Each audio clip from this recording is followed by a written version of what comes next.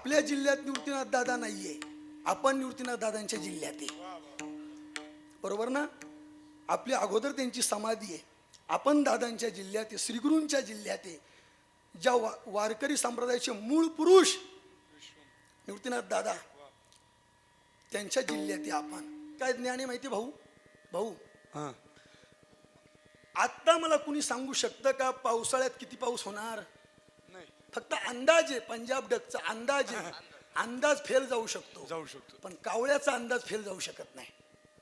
कावळ्यानं जर आतापासून निरीक्षण करा, कावळ्यानं जर आपलं घरटं पातळ झाडांमध्ये बांधलं, बर का, कावळ्यानं जर आपलं घरटं पातळ झाडांमध्ये बांधलं तर जून पासून तो ऑक्टोबर पर्यंत पाऊस हा कमी होणार. आणि कावळ्यानं जर घरटं दाट झाडीत बांधलं ना तर समजायचं यंदा पावसाळा जास्त आहे. ज्ञान आहे. त्या ईश्वराला पक्ष्यांमध्ये किती जरी ज्ञान असलं, त्या ज्ञानाचा उपयोग परमार्थासाठी नाहीये. म्हणून महाराज म्हणताय आपल्या जीवनामध्ये जर भजन नसेल तर बाकीच्या गोष्टीला किंमत काय? भजन माणसाला निर्भय बनवत असतं. बाकी जगातला संसार हा आपल्याला भीती दाखवत असतो. चला, गुरुवर्य वैकुंठवासी पूजनीय इंगळे महाराज सांगायचे, भोगे रोगे जोडून या. नाही नाही, भोगाला रोगाची भीती आहे. बरोबर आहे, तुम्ही म्हणताय भोगे रोगे जोडून या दिले आणि का. हे पहा, बसा पटकन आजी खाली. भोग आला की रोग येतो. घरात टीव्ही आला की चष्मा डोळ्याला आलाच समजा. लक्षात घ्या, भोग आला की रोग आहे. भोगाला रोगाची भीती आहे. श्रीमंताला चोराची भीती आहे. लक्षात घ्या, गरीब माणसाच्या झोपडीसमोर वॉचमॅन असतो का? असतो का? नाही. श्रीमंताला चोराची भीती आहे. म्हणून घरात एखाद्या बंगल्यामध्ये मांजरानं जरी उडी मारली ना तरी काही काही श्रीमंत झोपेतून पळत उठतात, दचकून उठतात. ते श्रीमंताला चोराची भीती आहे. ऐका, स्वरूपवान देहाला म्हातारं होण्याची भीती आहे. स्वरूपवान देहाला म्हातारं होण्याची भीती आहे. म्हणून तर ब्युटी पार्लर, कटिंगचे दुकानं, सफेद झालेले केस काळे करणे हा काय उद्योग आहे? स्वरूपवान माणसाला म्हातारं होण्याची भीती आहे. ऐका, कुलवान माणसाला कलंक लागण्याची भीती आहे. कुलवान माणसाला, एखादा प्रतिष्ठित गावामध्ये माणूस असेल ना तर त्या माणसाला भीती असते, अरे आपल्या कुटुंबामध्ये एखाद्याचा पाय घसरला तर आपल्या कुळाला कलंक लागेल. कबीरजींचं फार एक स्पष्ट मत आहे, जल से पतला कौन है, कौन भूमि से भारी, कौन अगन से तेज है, कौन काजल से कमी. प्रश्न विचारलाय आपल्याला. सांगा, पाण्यापेक्षा पातळ काय? ज्ञान आहे. पाण्यापेक्षा पातळ ज्ञान आहे. पृथ्वीपेक्षा वजनदार काय? काय असू शकतं? तेज नाही. पृथ्वीपेक्षा वजनदार पाप आहे. क्रोधापेक्षा भडक काय? आपल्या अग्नीपेक्षा भडक. कोण अगन से तेज है, अग्नीपेक्षा तेज आपला क्रोध आहे. आणि काजळापेक्षा काळ काय? कलंक. तर काजळापेक्षा काळा कलंक आहे. कलंक काजल से काली. ऐका ऐका, पाणी पातळ आहे. ते पातळ पाणी जीवाची तहान भागू शकतं. पण पण पण पाण्यापेक्षा पातळ असलेलं ज्ञान आपल्याला आत्मनंदाची, आत्मज्ञानाची प्राप्ती करून देऊ शकता. ऐका, म्हणून ते ज्ञान जपून वापरलं पाहिजे. जपून. उमेश महाराज दशरथ यांनी त्या आपल्या बाबांच्या सप्तामध्ये वाक्य सांगितलं असं त्यांनी, भाऊ आपली जी कला आहे ना, तुमची ही जी कला आहे, तुमचं हे जे ज्ञान आहे, तुमची कला आहे, ज्ञान, तुमचा परमार्थ, त्या कलेचं तुम्हाला संवर्धन करता आलं पाहिजे. काय होतं, आळंदीला काही काही 2 वर्ष पोरं जातात, रिटर्न फिरतात, संवर्धन करता येत नाही. ह्या माणसाजवळ इतक्या दिवसापासून ही कला का नांदते, त्या कलेचं संवर्धन केलंय. अरे आज भाऊ तुम्हाला लोक 5,000 देत असतील, तुम्ही 11 रुपयावारी गायन करायला गेला, आम्ही पाहिलंय तुम्हाला. बरोबर. कलेचं, ज्ञानाचं आणि परमार्थाचं संवर्धन करता आलं पाहिजे. पळशेकर ऐका, त्या ज्ञानाचं संरक्षण देखील करता आलं पाहिजे. काय केलं पाहिजे भाऊ? संरक्षण.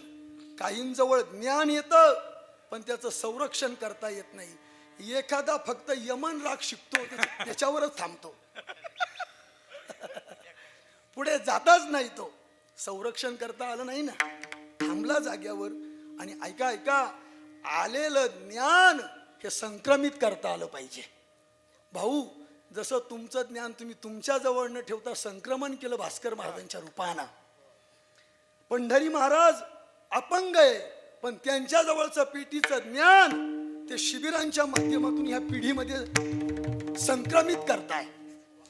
भूषण महाराजांचं ज्ञान, त्यांच्याकडे 40 मुलं आहे, इतर ऐकलात चालतात, त्या माध्यमातून त्यांच्या ज्ञानाचं ते संक्रमण करताय. भाऊ जालू, हे जालू, तुझ्याकडे हे सिस्टीमचं ज्ञान आहे, हे फक्त तुझ्याकडेच ठेवू नको, संक्रमित कर.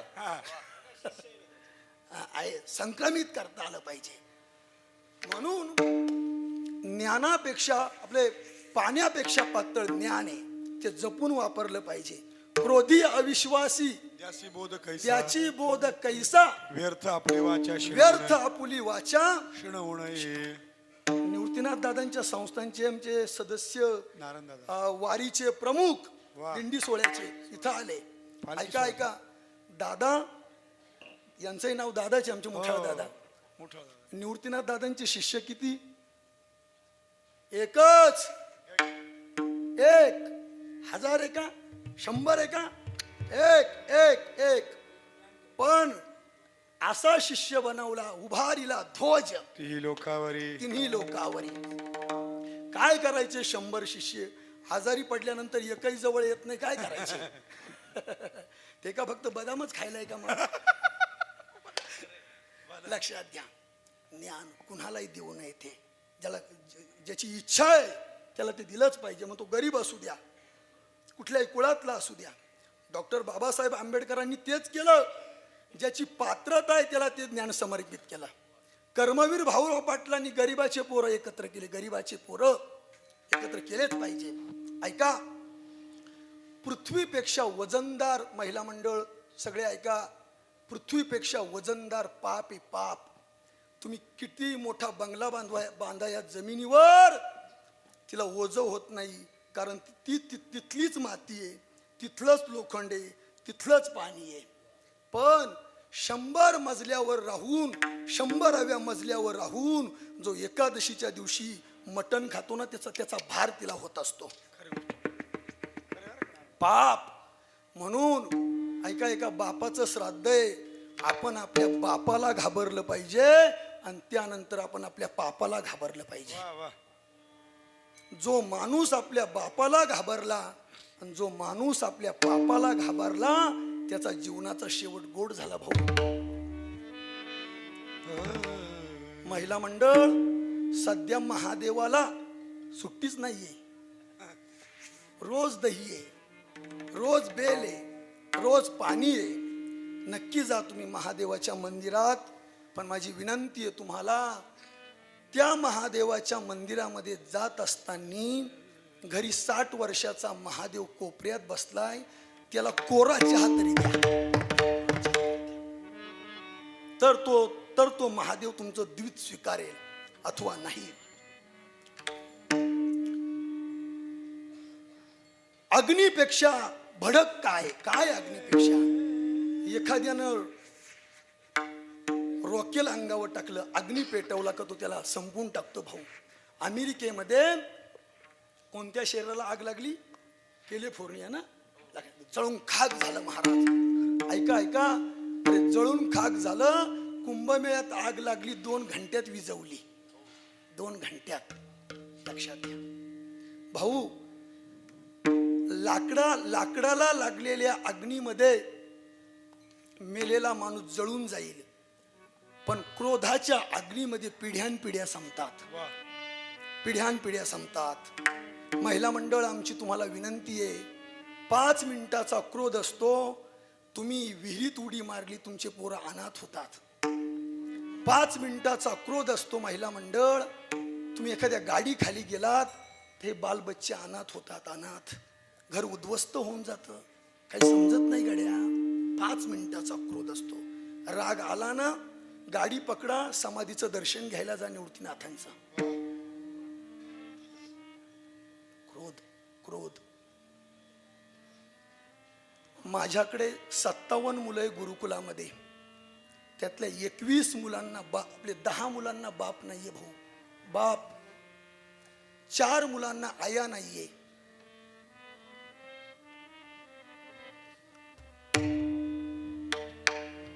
दोन मुलांना आई पण नाहीये, वडील पण नाहीये.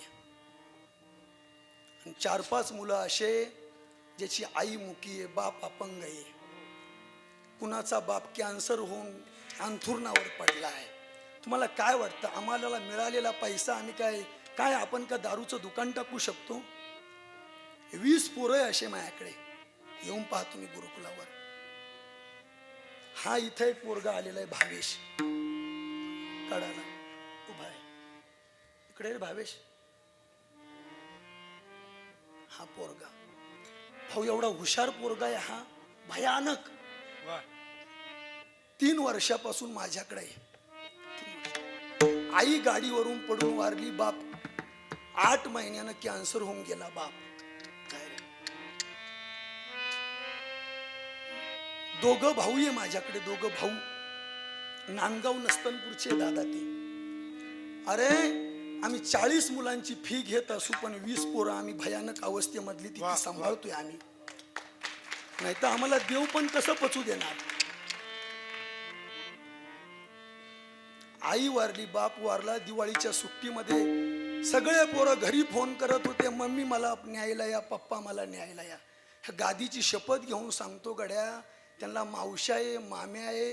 आम्ही चिमणी पाखरं बघितला 25 वर्षाचा चित्रपट, पण ती परिस्थिती आम्ही डोळ्यांनी पाहतोय. भाऊ एक वाक्य बोलू का तुम्हाला? मी कीर्तन नुसतं सांगत नाही, मी कीर्तन जगतोय. मी संघर्ष सांगत नाही, मी संघर्ष जगतोय. मी दुःख सांगत नाही, मी दुःख भोगतोय. त्यानं रात्री 12 वाजता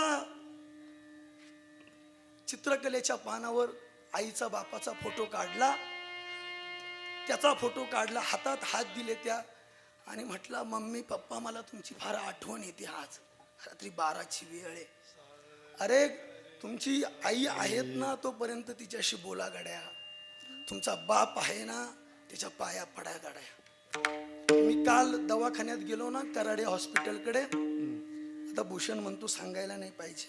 भाऊ काल माझा ब्लड प्रेशर 172 वर होता.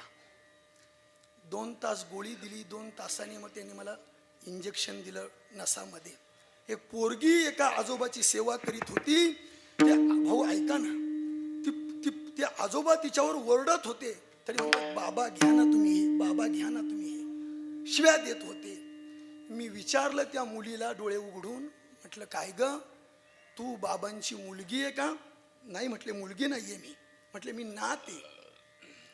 म्हटलं बाबांच्या सुनाची मुलगी आहे का तू? नाही म्हटले मुलीची मुलगी आहे मी, मुलीची मुलगी. ते येतच नाही इकडे पाहायला. म्हटले हे पहा गड्या, कुठल्या यात्रेला जा, सगळे नाशिककर ऐका, आपल्याला जर आपल्या घरातला बाप कळाला नाही, आपल्या घरातली आई कळाली नाही, तर जगातली कुठलीही देवी आणि कुठलाही देव तुम्हाला कळणार नाही, अजिबात नाही. ही ढोंगी भक्ती बंद करून टाका. महादेवाला एक तांब्याभर दूध अर्पण करायचं, आणि कोपऱ्यात सासरा बसलाय त्याला शिव्या द्यायचा. कसा घेईल ते दूध? तो शक्य आहे का? नाही. आवरलं पाहिजे. क्रोधाला भस्म होऊन जातात घराची घरं. पाहिलंय आम्ही डोळ्यानं. हा आमचा एक पोरगा आहे, विवेक तुपे भाऊ. त्याची आई वारली सर्पदंशानं, आमच्या गावचाची. लक्षात घ्या, वाचलं पाहिजे क्रोधापासून. सगळ्या मुली ऐका आता. काजळापेक्षा देखील काळी वस्तू आहे या जगामध्ये. काजळापेक्षा काय म्हणतोय मी, काजळापेक्षा काळी वस्तू आहे. काय काळी वस्तू आहे? काजळ डोळ्याला लावलं, एखादा टिपका गालावर दिला, ऐका, ते काजळ 2-4 दिवसात निघून जाईल बाबा, बरोबर ना? बरोबर निघून जाईल. पण जीवन जगत असताना जर कलंक, हे बघा, या शरीराला डाग पडलाय, मी फेकून देईल, घालणार नाही दुसऱ्या दिवसापासून. पण चारित्र्यावर जर डाग पडला तर मी मेलो तरी तो कलंक जात नाही. उदाहरण ऐका, दुर्योधनाला कलंक लागला. कलंक काय? कलंक लागला, भर सभेमध्ये द्रौपदी वस्त्र हरणाचे आदेश दिले. किती दिवसापूर्वी? 1 वर्षापूर्वी? 5000 वर्षापूर्वीची घटना ही. एका स्त्रीच्या अंगावरले वस्त्र ओढण्याचे आदेश दिले. पळसेकर, नाशिककर, त्या पापाची शिक्षा, ज्या मांडीवर द्रौपदीला बसायला बोलवत होता ना, भगवान कन्हैयालालनी भीमाकडनं त्याची मांडी फोडली. तडफडत मेलाय दुर्योधन. 5000 वर्षापूर्वी मेलाय, पण तो मेलाय तरी त्याचा कलंक आजही जात नाही. दुर्योधना मारली त्याला, घेतला प्राण, तो केवळ पंचानन. एक अजून दुसरं उदाहरण देतो. रावण, कोट्यावधी घर सोन्याची आहे, 1 लाख पोरं आहे, 1.25 लाख नातू आहे, मंदोदरी सारखी पतिव्रता आहे, पण कलंक लागला सीतेला हरण करून नेण्याचा आपल्या नाशिक मधून. कधी मारला रावण? त्रेतायुगामध्ये भाऊ, त्रेतायुगात रावण मारला. पण आज द्वापार युग संपून गेलंय, कलियुगाचे 5000 वर्ष झाले, तरी आम्ही दर दसऱ्याला रावण जाळतो. का? कलंक लागलाय. म्हणून माझ्या सगळ्या भावा बहिणींना विनंती आहे, आपल्या आईला, आपल्या बापाला गावातून खाली मान घालून जाणार नाही, लागणार नाही ना, याची काळजी आपण घेतली पाहिजे. विठ्ठल विठ्ठल विठ्ठल विठ्ठल विठ्ठल विठ्ठल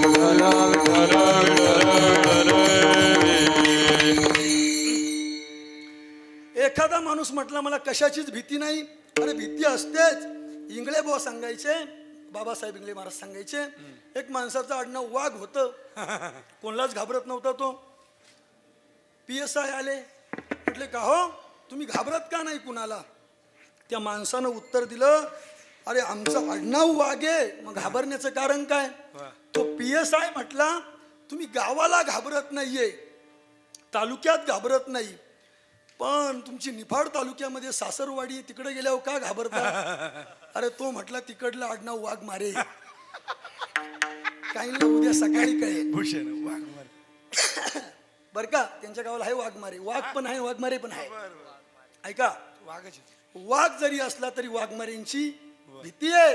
आता ऐका, अरे ज्ञानी माणूस झाला त्याला वाद आडमुठा माणूस भेटण्याची भीती आहे. काही प्रश्न विचारतात लोक, लक्षात घ्या. फेटाच का बांधावा, कमरच का बांधावं, टाळच का घ्यावा? आता लक्षात घ्या, आडमुठे माणसं भेटू शकतात. ऐका, सगळ्याला भीती आहे, आणि सर्वात महत्वाची शरीराला काळाची भीती आहे. शरीराला काळाची, देह हे काळाचे, धन तेथे मनुष्याचे काय आहे, तेथे मनुष्याचे काय आहे,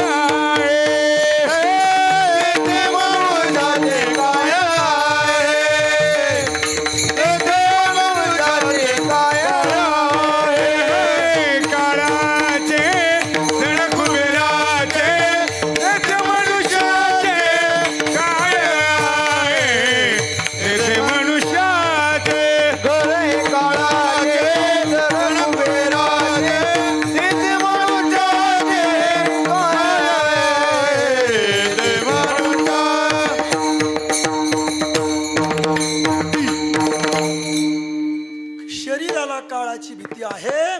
त्यामुळे महाराज म्हणताय, ही भीती जर घालवायची असेल तर भगवान परमात्म्याची सेवा केली का आता ती भीती राहणार नाही. अभंगाचं प्रथम चरण. आता भय नाही ऐसे वाटे जीवा, आता भय नाही ऐसे वाटे जीवा, आता भय नाही ऐसे वाटे जीवा, आता भय नाही ऐसे वाटे जीवा. आता भय नाही ऐसे वाटे जीवा, आता भय नाही ऐसे वाटे जीवा, आता भय नाही ऐसे वाटे जीवा, आता भय नाही ऐसे वाटे जीवा. घडलिया सेवा समर्थाची, घडलिया सेवा समर्थाची, घडलिया सेवा समर्थाची, घडलिया सेवा समर्थाची. आता माझे मनी करावा निर्धार, आता माझे मनी करावा निर्धार, आता माझे मनी करावा निर्धार, आता माझे मनी करावा निर्धार. घडलिया सेवा समर्थाची, घडलिया सेवा समर्थाची, आता माझे मनी धरावा निर्धार, आता माझे मनी धरावा निर्धार, आता माझे मनी धरावा निर्धार, आता माझे मनी धरावा निर्धार.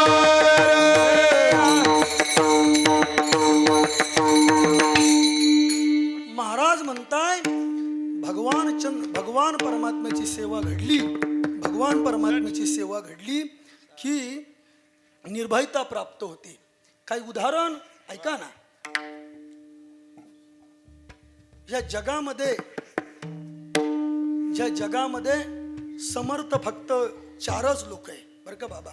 किती लोक समर्थ आहे? 4 लोक आहे. 5वा समर्थ चंद्र सूर्य असेपर्यंत जन्माला येणार नाही.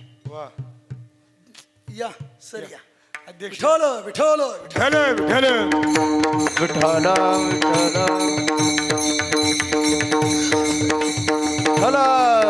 विठ्ठल विठ्ठल विठ्ठल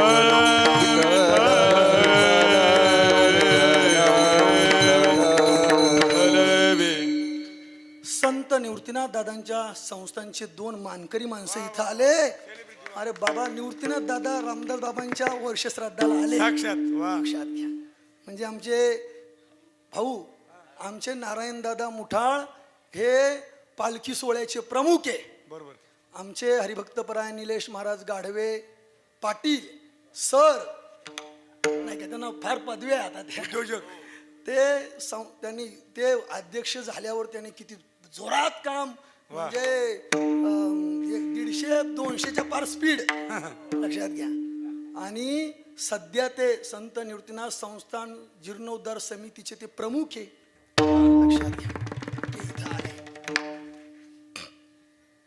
निर्भय 4च लोक समर्थ आहे. थांबायचं आपल्याला 20 मिनिटामध्ये. ऐका, 4च लोक समर्थ आहे. देव समर्थ आहे. ज्ञान देव म्हणे हरी माझा समर्थ. समर्थ. ऐसा तू समर्थ ब्रह्मांडाचा धनी. का समर्थ आहे देव? ऐका, पर्वता बैसकीन संडावी, समुद्र रेखा न ओलांडावी, पृथ्वी या भूते वहावी, हे आज्ञा माझी. तुझिया सतेने वेदासी बोलणे, तुझिया सतेने वेदासी बोलणे,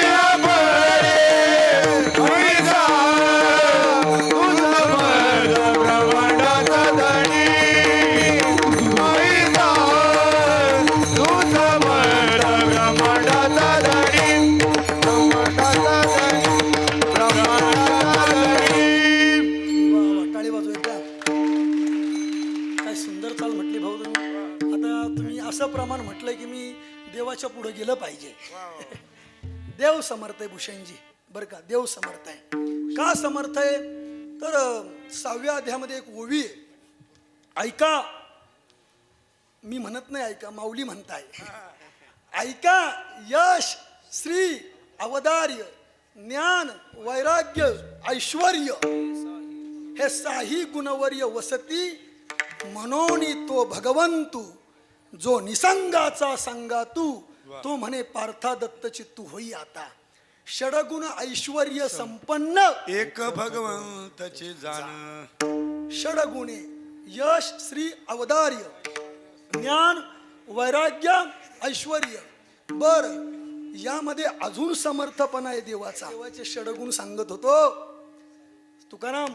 षडगुण तर आहेच आहे, तो समर्थ आहे, पण त्याही पेक्षा मोठी समर्थता भाऊ काय माहितीये का सर, काय समर्थ आहे देवाची.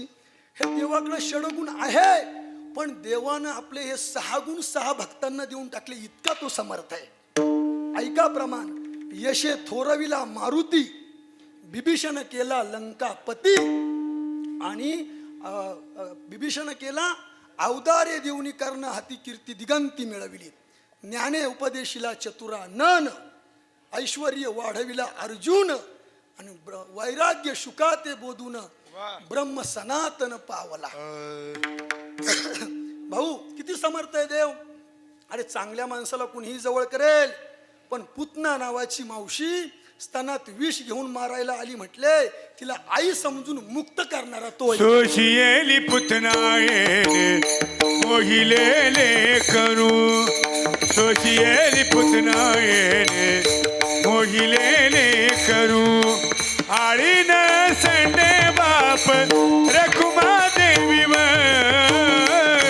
हृदयी धरुणी तुम्ही जाते.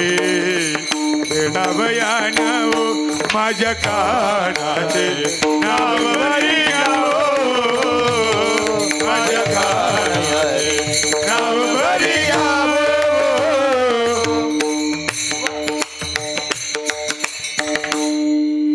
भाऊनं प्रमाण दिलं तर मी तुम्हाला ओवी सांगतो. तुवा संकादिकाचे निमाने सायुजू सौर सुधिदला पुतणे, आणि जी विषाचे निस्तन पाणे. का तुझे अवदार्य जाणो स्वतंत्र, देताना मनसी पात्र पात्र. पै कैवल्य ऐसे पवित्र, वैर्याही दिधले कपटी या दिधली महानिधी. नाही का, ज्यानं कपट केलं त्याला महानिधी देणारा तो आहे, म्हणून तो समर्थ आहे. समर्थाच्या घरी सकळ संपदा, म्हणून देव समर्थ आहे. ऐका पुढे. त्यानंतर जर समर्थ कोण असतील तर ते संत समर्थ आहे. कोण समर्थ आहे? संत समर्थ आहे. का तर तुकोबारायांच्या बाबतीत असं म्हणताय महाराज रामेश्वर शास्त्री की महाराज तुम्ही समर्थ आहात. बरं का भाऊ, रामेश्वर शास्त्री तुकोबारायांना म्हणताय की महाराज तुम्ही समर्थ आहात. धन्य तुकोबा समर्थ, धन्य तुकोबा समर्थ,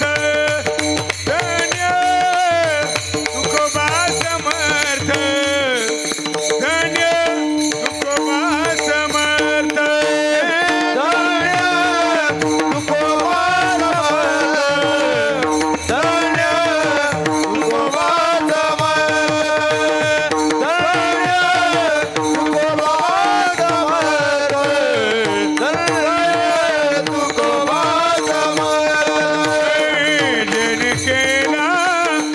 पुरुषार्थ जिन केला हा पुरुषार्थ.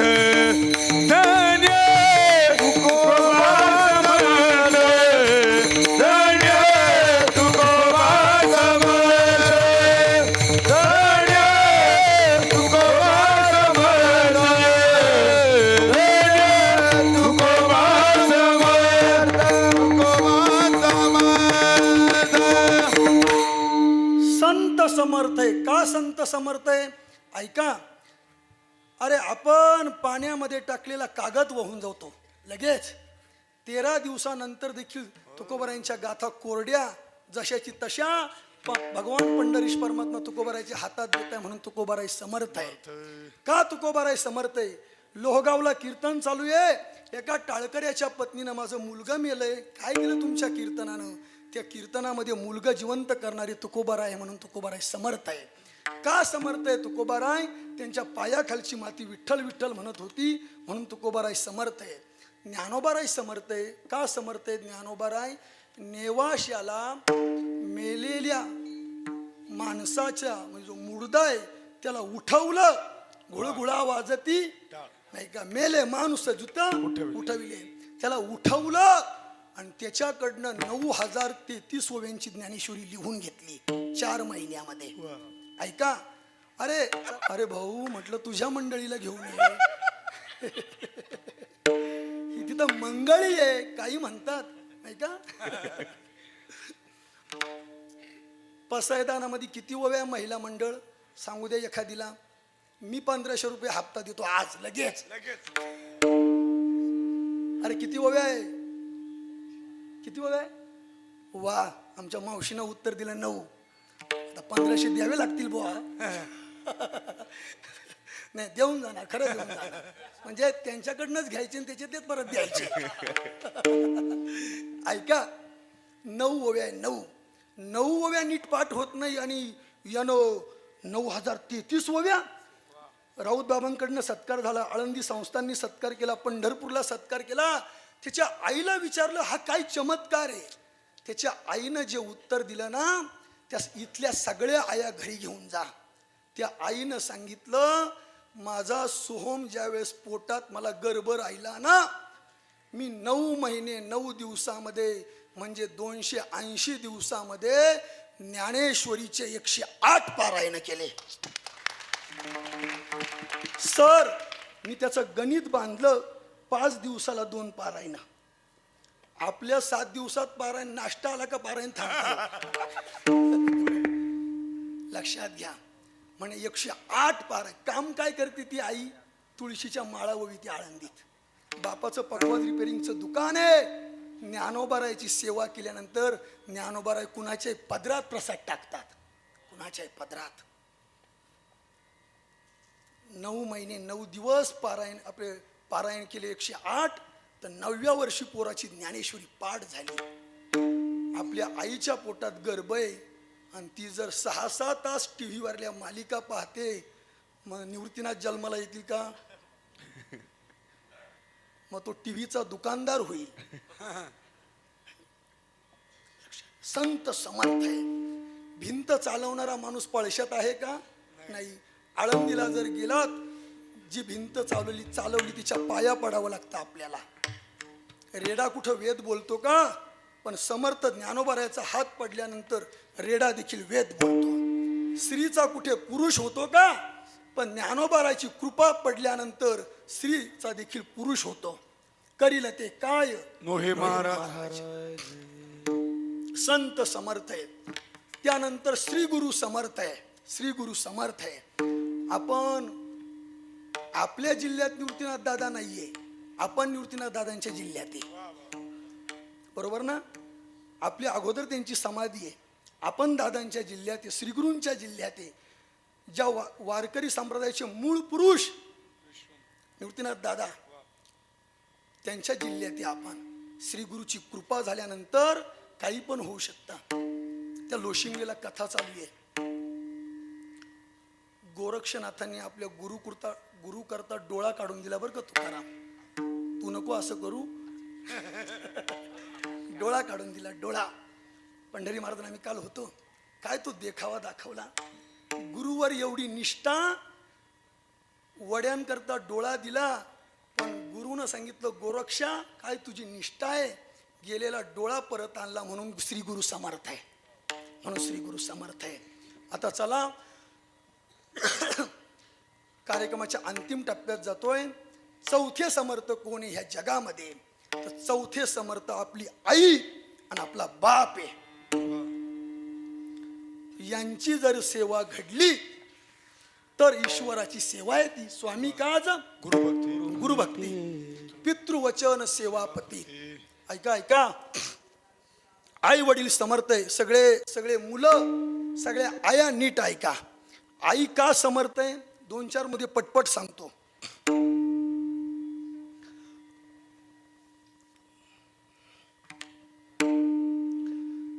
फिरायची कॅपॅसिटी संपली, पण आता शेवटचे 5-6 मिनिटं. आपण जर पळशाला जर हायवेला जर भाड्यानं जागा घेतली ना, 5-6 हजार भाडं असेल एखाद्या जागेचं. हा गाळा 5-6 हजार भाडं असेल. भाड्यानं जरी गाळा दिला तरी त्या माणसाला आपण म्हणतो हा देव माणूस भेटला मला. कोण भेटला? बोला बोला तुम्ही बोला, कोण भेटला? देव माणूस भेटला. अरे काय दुर्दैव आहे लोकांचं. भाड्यानं जागा देणाऱ्या माणसाला देव माणूस म्हणतात. जिनं जगाचं तोंड या जमिनीवर पाय ठेवण्याच्या अगोदर आपल्या स्वतःच्या पोटात राहायला जागा दिली, ती देव नाहीये का? म्हणून आई समर्थ आहे. सगळ्या आया ऐका. तुम्हालाही माहिती नाही तुमच्यामध्ये काय ताकद आहे. तुम्हाला माहिती आहे, मुलगा पोटात असताना तुम्ही जो श्वास घेतात ना, आई जो श्वास घेते ना, त्याच्यातला अर्धा श्वास आपल्या लेकराला जातो. म्हणून आई समर्थ आहे. सर, आपल्या शरीरामध्ये पहिला रक्ताचा थेंब जिच्याकडनं मिळतो ना, ती आपली आई आहे भाऊ. चौथं कारण, गर्भ पोटात आहे, पण त्या गर्भाकरता पथ्य पाळणारी कोण आहे? बोला पटकन, कोण आहे? आई आहे. आई. जन्माला आल्यानंतर आपला चेहरा कसा आहे, फेसबुकवर मित्र बनतील, व्हॉट्सअपवर मित्र बनतील, पण चेहरा माहिती नाही, रंग माहिती नाही, कसा निघणार माहिती नाही. पण तरी सुद्धा गर्भावर प्रेम करणारी कोण आहे? आई आहे भाऊ. ऐका, आई समर्थ आहे गड्या. किती आई समर्थ आहे. आई जे जेवण करते ना गर्भावस्थेमध्ये, ते जेवण केल्यानंतर काही भाग त्या लेकराला जातो, त्या आईलाही माहिती नाहीये. म्हणून आई समर्थ आहे. म्हणून आई समर्थ आहे. 6 मुद्दे सांगितले. 7वा मुद्दा ऐका गड्या. बाळांत पण 9 मास कष्टलाशी 10व्यान प्रसूत झाली, येताची कर्म जाड मान तुझी अडकली. ऐका ऐका. अरे स्वतःच्या जीवावर उदार होऊन जी लेकराला जन्म घालते ना, ती आपली मा आहे, आपली आई, आपली आई भाऊ, आपली आई आहे.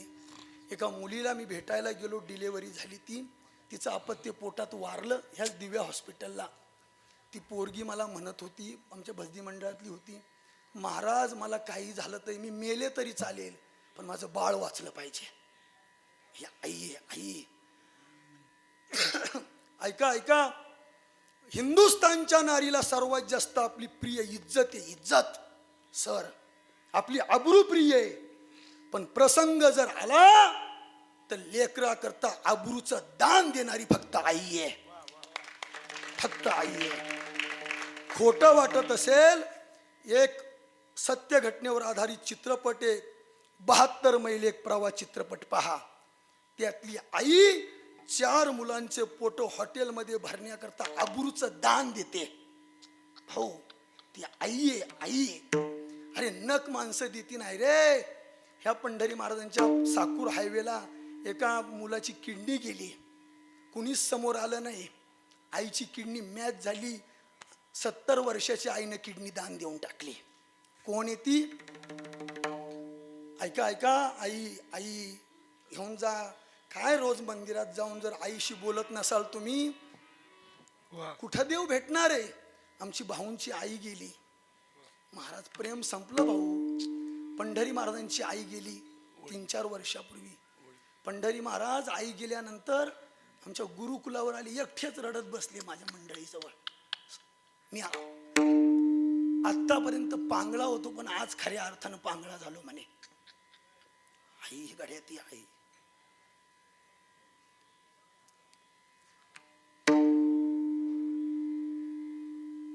लासलगावला एका मुलाची किडनी खराब झाली. चेक केलं, छोटासा मुलगा. त्या डॉक्टरनं सांगितलं, अरे ह्या मुलाच्या किडन्या फेल आहे दोन्ही. ती आई म्हणे, माझा काही करा, हे माझा मुलगा जिवंत झालं पाहिजे म्हणे. त्याला मॅच होणारी किडनी लागेल. माझी किडनी बघा, घ्या माझी करा चेक म्हणले. हे म्हणणारी कोण आहे? बोला पटकन. हे अरे आम्हाला माहिती आहे, आम्ही आई वडिलांवर रागवलो तरी आमचा नियम आहे रविवारशिवाय फोन करायचा नाही. आई आहे, आई. विसरून जातो आपण पहिल्या पायरीला. नाही विसरलं पाहिजे श्यामची आई, नाही विसरला पाहिजे पाखऱ्या, नाही विसरलं पाहिजे बेगड. धडे शिकलोय ना लहानपणामध्ये आपण, का फक्त पैसे कमवण्याकरता? माझी किडनी घ्या डॉक्टर साहेब, माझा मुलगा जिवंत राहिला पाहिजे. पळसेकर, आपल्या जिल्ह्यातली घटना आहे 2 महिन्यापूर्वीची. मुसलमान माता होती ती, लक्षात घ्या. आईला कुठे जाते सर, मॅच झाली ती किडनी त्या पोराला. अति आनंद झाला, माझा मुलगा जिवंत राहणार म्हटले. डॉक्टर किडनी घ्या, डॉक्टर म्हणे 5 दिवसांनी या टेस्ट वगैरे करून. आई म्हणे आत्ताच घ्या. ही म्हणणारी कोण आहे? आई आहे. किडनी ऑपरेशन थिएटरमध्ये नेलं, किडनी काढण्याचं काम चालू झालं. आईची किडनी काढली, आई बेशुद्ध झाली. ती किडनी घेतली, दुसऱ्या ऑपरेशन थिएटरमध्ये मुलाला किडनी बसवण्याचं काम झालं. पळशेकर, मुलाला किडनी बसवता बसवता तो मुलगा मेला. यूट्यूबला जाऊन ही घटना बघा. मेला मुलगा, हातबल झाले डॉक्टर.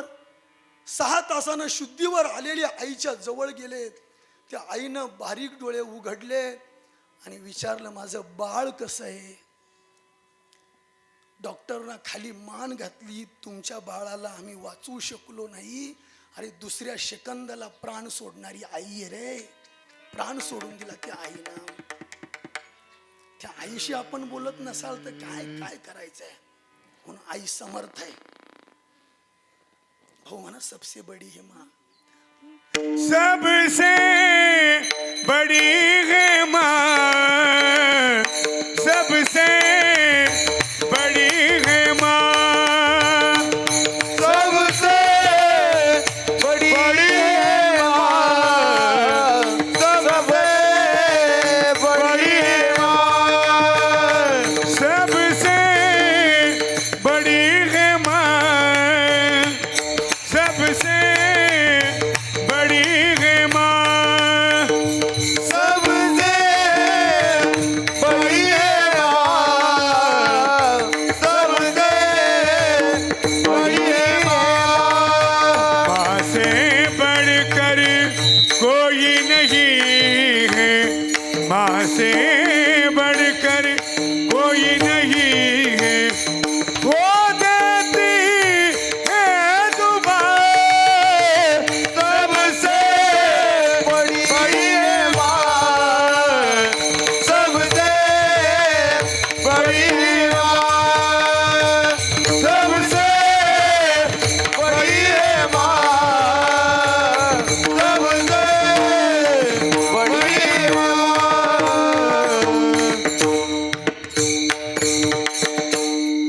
म्हणून आई समर्थ आहे. थोडा आवाज दे रे मला, शेवटचे 5 मिनिट. आहात मातृवर्ग, तुम्ही आहेत म्हणून शिवराय, तुम्ही आहेत म्हणून भगतसिंग आहे, आणि तुम्ही आहेत म्हणून हनुमान आहे.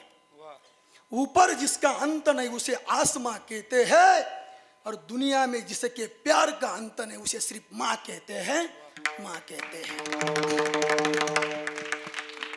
भाऊ काय का संपलं आता आपलं कीर्तन. आई समर्थ सांगितली. आता रामदास नावाचा बाप किती समर्थ आहे 5 मिनिटं ऐकून जा. आईचं प्रेम, थोडंसं आवाज दे दादा मला रिटर्नचं. आईचं प्रेम हे दिसत असतं लोकांमध्ये.